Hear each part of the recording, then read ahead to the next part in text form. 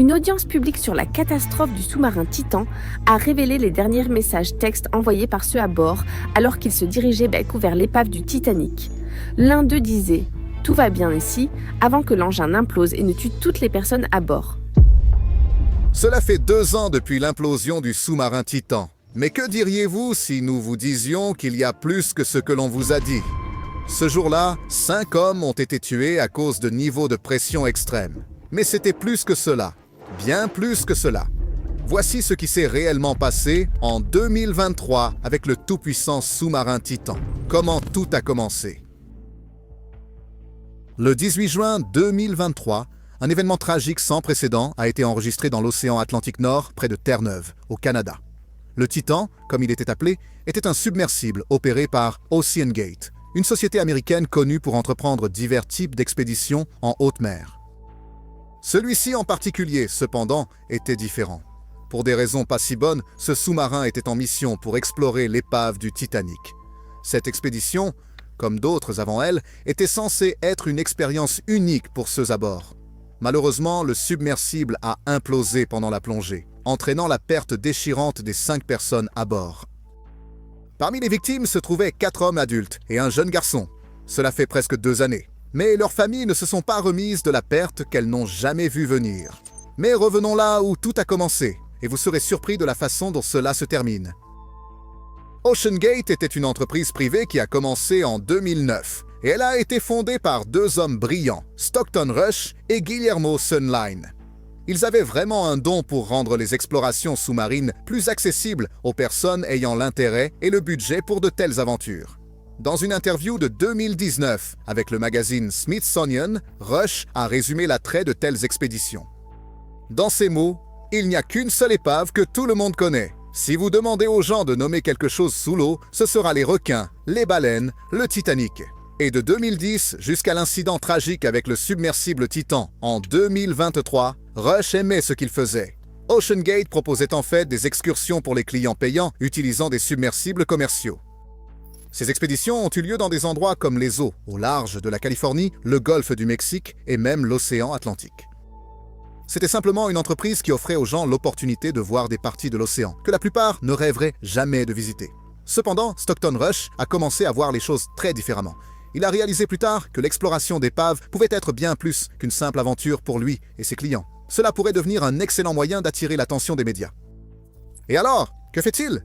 Il a entrepris de planifier la plongée la plus historique jamais réalisée, et c'était vraiment historique.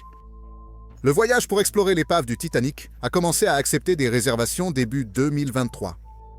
Rush a contacté personnellement Jay Bloom, un homme d'affaires américain, et lui a offert ainsi qu'à son fils 2 places pour l'excursion à un tarif significativement réduit. Au lieu du prix plein de 250 000 $ par personne, Rush a proposé les billets pour 150 000 $ chacun, probablement pour encourager leur participation. Pendant l'offre, Rush aurait assuré à Bloom que le voyage était complètement sûr, allant même jusqu'à dire qu'il était plus sûr que de traverser la rue. Malgré le tarif réduit et les assurances de Rush, Bloom a décidé de laisser passer l'opportunité. Il avait de sérieuses inquiétudes concernant la sécurité du voyage, qu'il ne pouvait tout simplement pas ignorer. L'excursion initialement prévue pour le mois de mai a été reportée à juin en raison de conditions météorologiques défavorables. Ce retard a en fait donné à Bloom et à son fils encore plus de temps pour réfléchir à leur décision de participer à la plongée, une décision qui, rétrospectivement, leur a sauvé la vie. Le 16 juin 2023, à 9h31 précise, l'expédition très attendue pour explorer l'épave du Titanic, également connue sous le nom de Mission V, a officiellement commencé. Rush était de très bonne humeur, excité par ce qu'il allait voir. Le voyage a commencé à partir de St. John's, à Terre-Neuve, avec l'équipage et les passagers embarquant sur le navire de recherche et de soutien arborant le pavillon canadien, le Polar Prince. Parmi les passagers qui ont accepté de se joindre à l'aventure se trouvait Amy Sharding, un milliardaire et aventurier britannique, qui a partagé son enthousiasme sur Facebook avant le voyage. Dans son message, il a mentionné que, en raison du pire hiver à Terre-Neuve depuis 40 ans, la mission est probablement la première et la seule mission habitée vers le Titanic en 2023. Dans ces mots, une fenêtre météo vient de s'ouvrir et nous allons tenter de plonger demain. Harding a également mentionné que l'opération devait commencer très tôt le lendemain matin vers 4 heures. Si seulement il savait ce qui se passerait ce matin-là. Le navire, MV Polar Prince, est effectivement arrivé à proximité du site de l'épave du Titanic tôt le 18 juin 2023, à environ 5h15 du matin. Vers 8h30, 5 personnes, soit l'équipage au complet pour cette expédition, ont été soigneusement embarquées dans le sous-marin Titan. Le navire était positionné sur une plateforme flottante, spécialisée appelée système de lancement et de récupération, conçue pour aider au processus de descente et de récupération. Une fois que tous les occupants ont été embarqués en toute sécurité, le dôme avant du Titan a été fermement fixé et ils étaient presque prêts à partir. Cette plongée était officiellement décrite par OceanGate comme la 88e plongée pour une raison que seuls les fondateurs connaissaient. À 8h55 du matin, la plateforme flottante a été ventilée et elle a coulé juste sous la surface de l'eau, permettant au Titan de se préparer pour sa descente. À 9h18, le Titan s'était déjà séparé de la plateforme de lancement avec succès. Ainsi a commencé l'une des tragédies les plus dévastatrices que le monde ait jamais connues. Pendant la première heure et demie de la descente, tout semblait se dérouler sans problème. Le Titan communiquait régulièrement avec le Polar Prince et ils envoyaient des mises à jour par SMS toutes les 15 minutes. En plus de ces mises à jour, le submersible continuait à recevoir un signal de données, également appelé un ping, toutes les 5 à 10 secondes, juste pour s'assurer que la connexion était intacte. À une profondeur de 2274 mètres, le sous-marin a envoyé un message rassurant en disant « Tout va bien ici ». Les pings habituels continuaient à passer par le canal de communication et il semblait que tout fonctionnait normalement.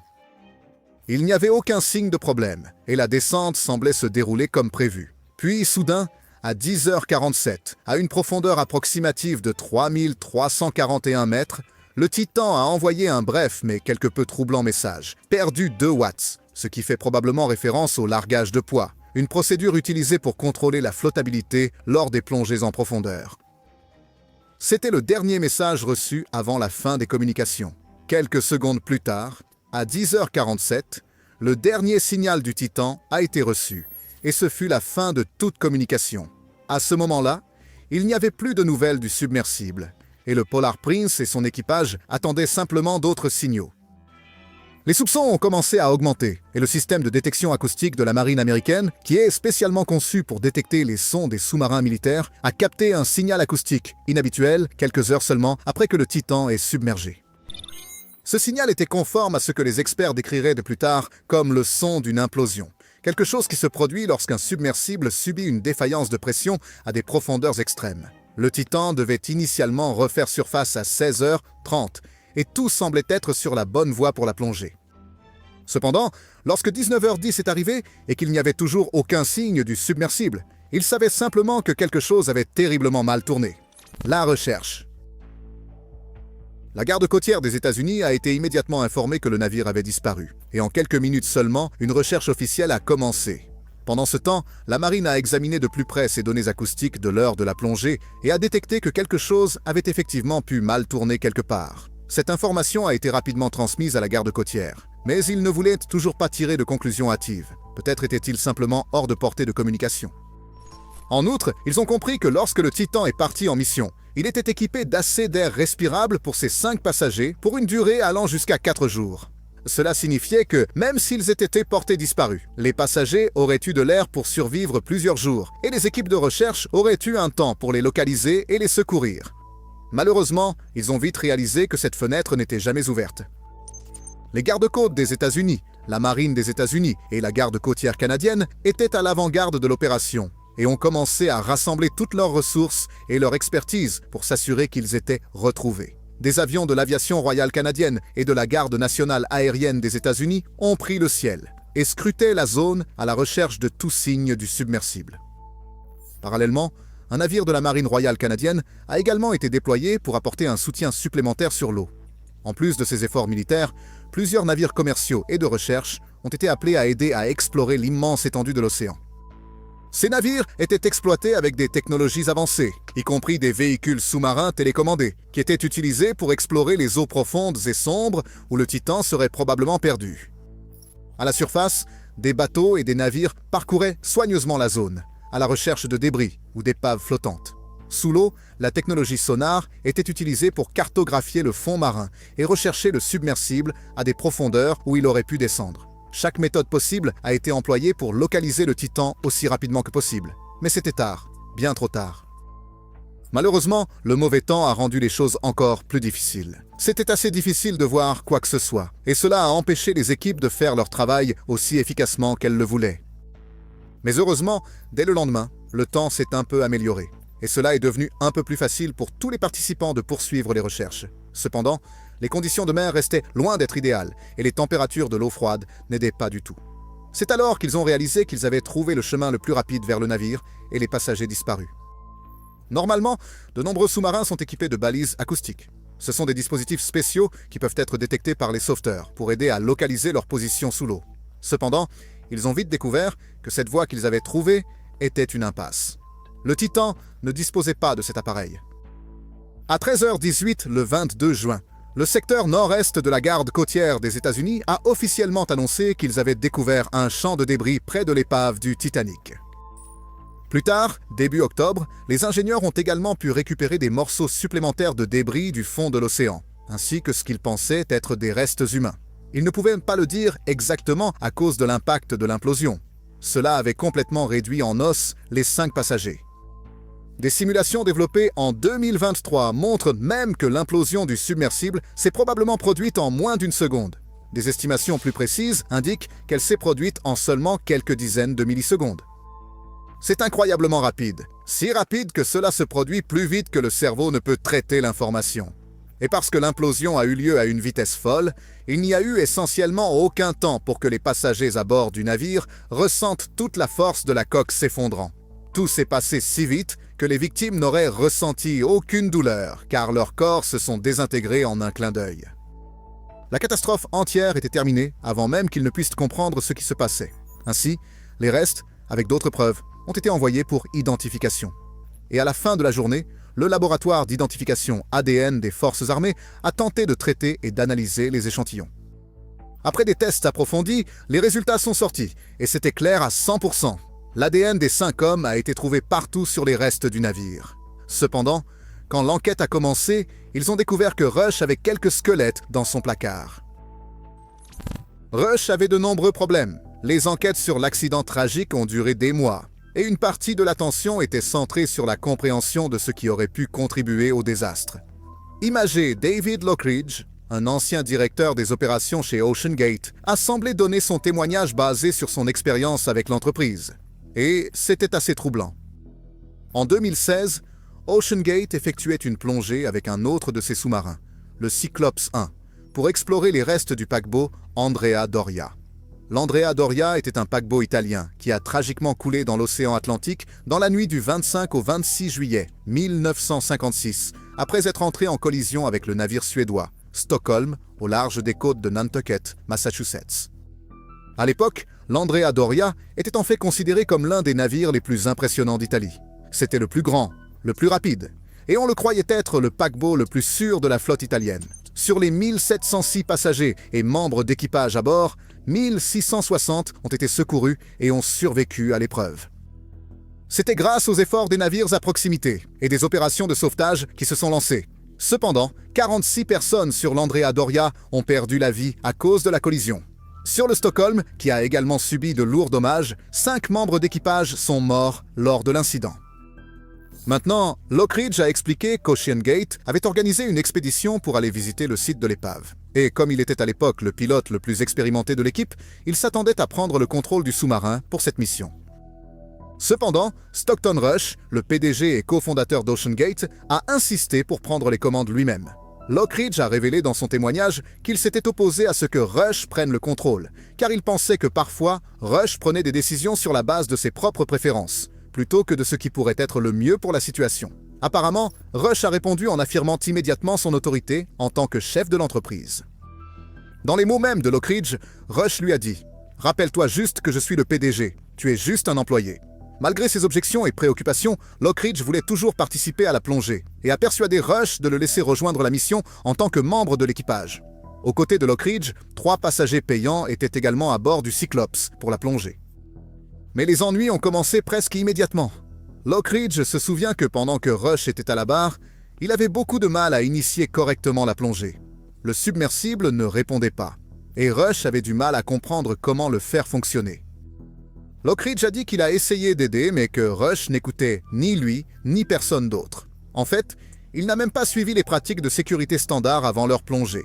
Comme c'est la procédure standard pour tout pilote de submersible expérimenté, ils étaient censés faire une pause et évaluer soigneusement leur environnement avant de continuer, surtout parce qu'il était très difficile de voir quoi que ce soit là-bas.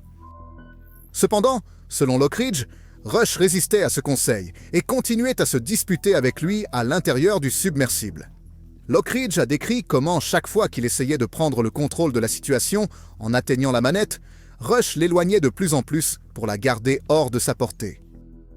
Lockridge a également noté que pendant la plongée, il évaluerait la situation à l'extérieur du submersible, mais Rush est resté sur le siège arrière et ne s'est jamais levé pour évaluer la situation lui-même. Alors qu'il continuait à descendre dans les profondeurs, David Lockridge a estimé qu'il était nécessaire de rappeler à nouveau Stockton Rush les procédures de sécurité pour ce niveau de profondeur.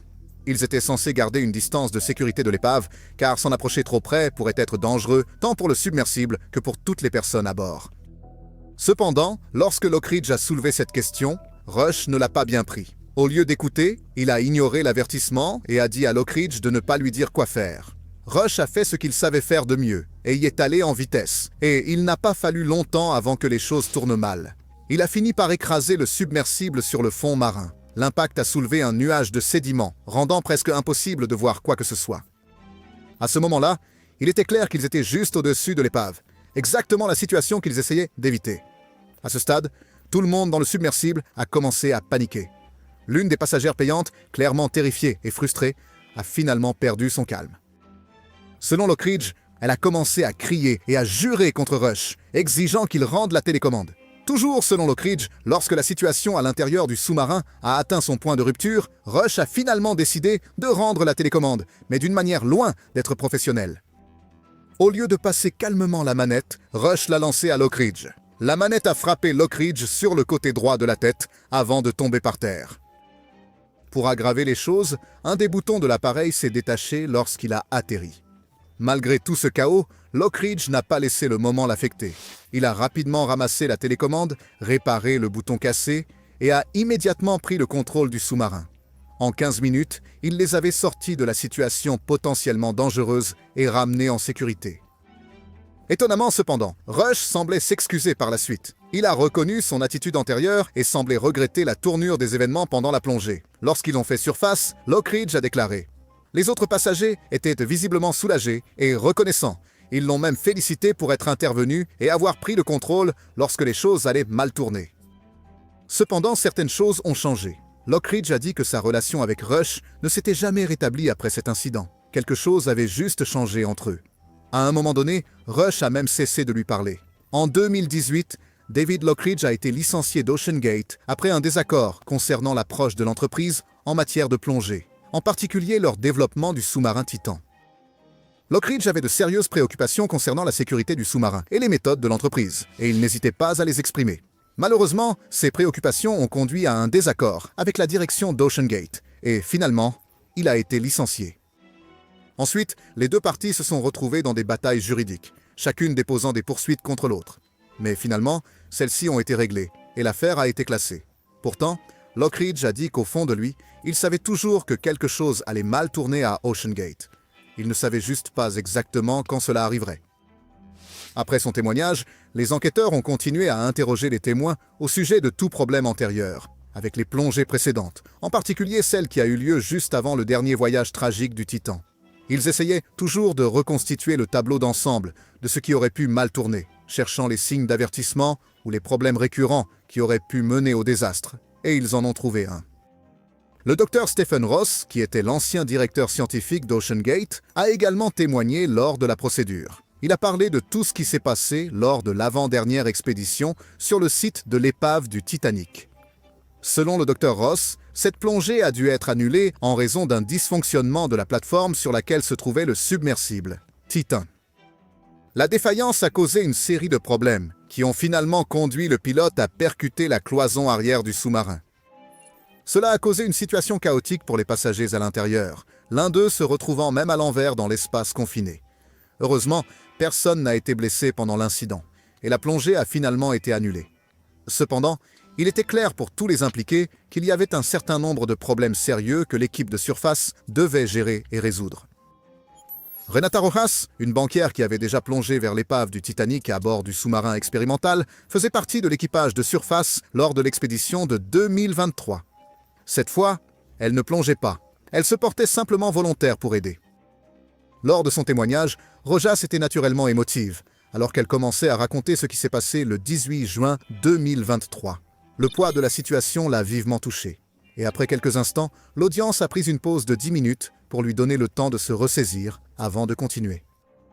Les enquêteurs ont ensuite profité de l'occasion pour lui poser des questions sur la plongée qui a eu lieu juste avant leur propre expédition sur le site de l'épave du Titanic. Selon Rojas, qui était présent sur le navire lors de cette plongée particulière, quelque chose s'est passé alors que le sous-marin Titan remontait à la surface. Ils ont signalé un fort bruit qui a immédiatement attiré l'attention et suscité des inquiétudes. Ross, qui était également présent, a apporté sa contribution et a expliqué qu'on lui avait dit que le bruit provenait probablement du déplacement de la coque, sous pression, à l'intérieur de son berceau en acier ou en métal. La coque changeante, lorsqu'elle est revenue en place, aurait pu causer le fort bruit entendu. Mais malgré les raisons potentiellement dangereuses du bruit qu'ils ont entendu, Ross a mentionné que, pour autant qu'il le sache, il n'y a pas eu d'inspection visuelle de l'intérieur de la coque après l'incident. Le PDG, Rush, n'a jamais tenté de découvrir exactement ce qui s'est mal passé avec la plongée avortée ce jour-là. Mais ce n'est pas tout. Ce que l'un des hommes a dit aux enquêteurs ensuite a tout changé. Il y avait trop d'avertissements. Un homme nommé William Conan, qui est le président du comité des véhicules sous-marins habités à la Société de technologie marine, a expliqué que les réglementations de l'industrie sont globalement assez strictes. Cependant, OceanGate Expeditions a réussi à les contourner en opérant dans les eaux internationales, où ces règles ne s'appliquent pas vraiment. En fait, la société de Conan, Hydrospace, avait même conçu une fenêtre qu'OceanGate avait demandée pour le Titan. Cependant, ils ont très clairement indiqué à l'époque que la fenêtre ne pouvait pas être utilisée pour la plongée en haute mer, à moins qu'elle ne subisse des tests sérieux et approfondis.